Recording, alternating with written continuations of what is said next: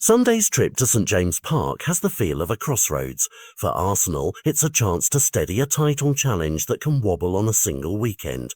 And for Newcastle, it is an opportunity to signal they belong among the contenders rather than pretenders. Kick-off is set for 4:30 p.m. BST at St James Park on Sunday, September 28. The kind of slot where storylines get amplified and every decision is magnified. Fans will crowd the stands and the cameras will hunt for one defining moment. Managers will obsess over substitutions and matchups because the margins are microscopic at this stage of the campaign. Newcastle arrive as a team that defends with discipline and waits for an opening, yet they've been fraying in attack. A problem the club hoped to fix in the transfer market, but which has been interrupted by a flinch of bad luck. Yuan Wissa, the summer addition meant to add bite up front, picked up a knee problem on international duty and is expected to be sidelined for several weeks, forcing Eddie Howe to juggle options and trust younger faces. Anthony Gordon, whose straight red earlier in the season carried consequences and headlines, has now served his suspension and returns to bolster Newcastle's forward choices. His arrival back into the 11 could be the spark that tips balance in the home side's favour. At the same time, Newcastle found a rhythm in the Cup with a 4-1 win that hinted at attacking solutions, but also underlined how rotation and form will shape Howe's choices this Sunday. Arsenal, conversely, arrive with question marks over personnel and sharpness.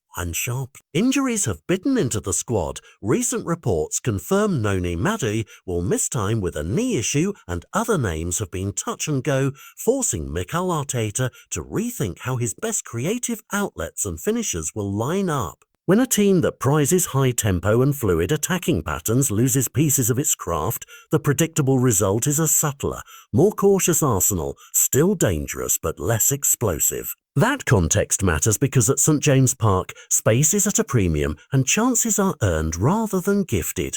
If Arsenal cannot translate their possession into clear-cut finishes, they risk being held at bay by a deep and organised Newcastle block, so what will decide the game?